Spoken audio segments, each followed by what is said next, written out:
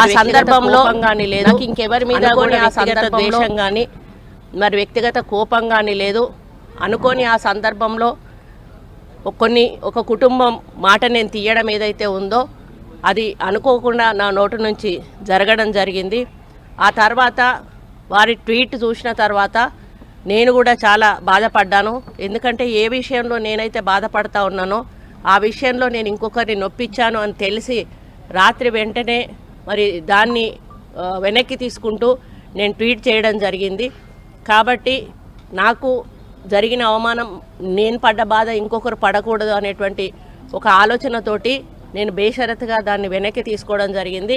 కానీ కేటీఆర్ విషయంలో మాత్రం తగ్గేది లేదు. ఆయన తప్పనిసరిగా క్షమాపణ చెప్పాల్సిన అవసరం ఉంది.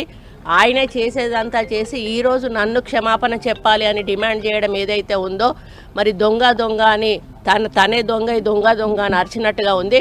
ఆ విషయంలో మాత్రం ఎట్టి పరిస్థితుల్లో కూడా వెనక్కి తగ్గేది లేదు. భవన్లో మాట్లాడేటప్పుడు మరి కేటీఆర్ గారు క్యారెక్టర్ గురించి, మరి వారి గతంలో వారు చేసినటువంటి కార్యక్రమాల గురించి, మహిళల మీద వారికి ఉన్నటువంటి మరి చులకన భావం గురించి మాట్లాడుతూ మరి ఆయన నన్ను రొచ్చగొట్టే విధంగా మాట్లాడినప్పుడు నేను భావోద్వేగానికి లోనై మరి కొన్ని ఆయన మీద నేను విమర్శలు చేయాల్సిన అవసరం వచ్చింది.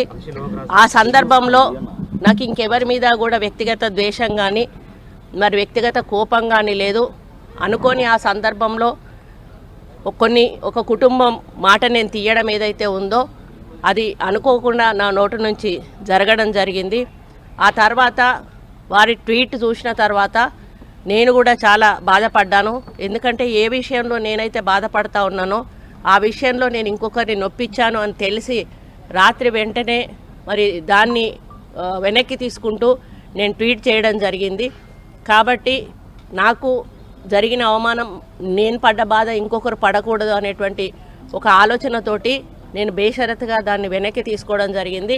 కానీ కేటీఆర్ విషయంలో మాత్రం తగ్గేది లేదు. ఆయన తప్పనిసరిగా క్షమాపణ చెప్పాల్సిన అవసరం ఉంది. ఆయనే చేసేదంతా చేసి ఈరోజు నన్ను క్షమాపణ చెప్పాలి అని డిమాండ్ చేయడం ఏదైతే ఉందో మరి దొంగ అని తనే దొంగ అని అరిచినట్టుగా ఉంది. ఆ విషయంలో మాత్రం ఎట్టి పరిస్థితుల్లో కూడా వెనక్కి తగ్గేది లేదు. భవన్లో మాట్లాడేటప్పుడు మరి కేటీఆర్ గారు క్యారెక్టర్ గురించి, మరి వారి గతంలో వారు చేసినటువంటి కార్యక్రమాల గురించి, మహిళల మీద వారికి ఉన్నటువంటి మరి చులకన భావం గురించి మాట్లాడుతూ మరి ఆయన నన్ను రొచ్చగొట్టే విధంగా మాట్లాడినప్పుడు నేను భావోద్వేగానికి లోనై మరి కొన్ని ఆయన మీద నేను విమర్శలు చేయాల్సిన అవసరం వచ్చింది. ఆ సందర్భంలో నాకు ఇంకెవరి మీద కూడా వ్యక్తిగత ద్వేషం కానీ మరి వ్యక్తిగత కోపం కానీ లేదు. అనుకోని ఆ సందర్భంలో ఒక కుటుంబం మాట నేను తీయడం ఏదైతే ఉందో అది అనుకోకుండా నా నోటి నుంచి జరగడం జరిగింది. ఆ తర్వాత వారి ట్వీట్ చూసిన తర్వాత నేను కూడా చాలా బాధపడ్డాను. ఎందుకంటే ఏ విషయంలో నేనైతే బాధపడతా ఉన్నానో ఆ విషయంలో నేను ఇంకొకరిని నొప్పించాను అని తెలిసి రాత్రి వెంటనే మరి దాన్ని వెనక్కి తీసుకుంటూ నేను ట్వీట్ చేయడం జరిగింది. కాబట్టి నాకు జరిగిన అవమానం, నేను పడ్డ బాధ ఇంకొకరు పడకూడదు అనేటువంటి ఒక ఆలోచనతోటి నేను బేషరతుగా దాన్ని వెనక్కి తీసుకోవడం జరిగింది. కానీ కేటీఆర్ విషయంలో మాత్రం తగ్గేది లేదు. ఆయన తప్పనిసరిగా క్షమాపణ చెప్పాల్సిన అవసరం ఉంది. ఆయనే చేసేదంతా చేసి ఈరోజు నన్ను క్షమాపణ చెప్పాలి అని డిమాండ్ చేయడం ఏదైతే ఉందో మరి దొంగ అని తనే దొంగ అని అరిచినట్టుగా ఉంది. ఆ విషయంలో మాత్రం ఎట్టి పరిస్థితుల్లో కూడా వెనక్కి తగ్గేది లేదు.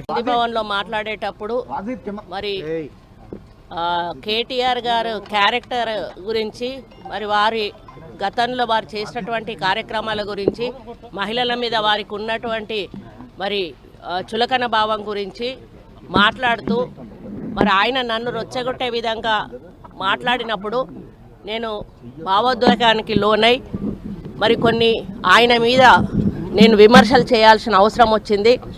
ఆ సందర్భంలో నాకు ఇంకెవరి మీద కూడా వ్యక్తిగత ద్వేషం కానీ మరి వ్యక్తిగత కోపం కానీ లేదు. అనుకోని ఆ సందర్భంలో ఒక కుటుంబం మాట నేను తీయడం ఏదైతే ఉందో అది అనుకోకుండా నా నోటి నుంచి జరగడం జరిగింది. ఆ తర్వాత వారి ట్వీట్ చూసిన తర్వాత నేను కూడా చాలా బాధపడ్డాను. ఎందుకంటే ఏ విషయంలో నేనైతే బాధపడతా ఉన్నానో ఆ విషయంలో నేను ఇంకొకరిని నొప్పించాను అని తెలిసి రాత్రి వెంటనే మరి దాన్ని వెనక్కి తీసుకుంటూ నేను ట్వీట్ చేయడం జరిగింది. కాబట్టి నాకు జరిగిన అవమానం, నేను పడ్డ బాధ ఇంకొకరు పడకూడదు అనేటువంటి ఒక ఆలోచనతోటి నేను బేషరతుగా దాన్ని వెనక్కి తీసుకోవడం జరిగింది. కానీ కేటీఆర్ విషయంలో మాత్రం తగ్గేది లేదు. ఆయన తప్పనిసరిగా క్షమాపణ చెప్పాల్సిన అవసరం ఉంది. ఆయనే చేసేదంతా చేసి ఈరోజు నన్ను క్షమాపణ చెప్పాలి అని డిమాండ్ చేయడం ఏదైతే ఉందో, మరి దొంగ దొంగ అని తనే దొంగ అని అరిచినట్టుగా ఉంది. ఆ విషయంలో మాత్రం ఎట్టి పరిస్థితుల్లో కూడా వెనక్కి తగ్గేది లేదు. భవన్లో మాట్లాడేటప్పుడు మరి కేటీఆర్ గారు క్యారెక్టర్ గురించి, మరి వారి గతంలో వారు చేసినటువంటి కార్యక్రమాల గురించి, మహిళల మీద వారికి ఉన్నటువంటి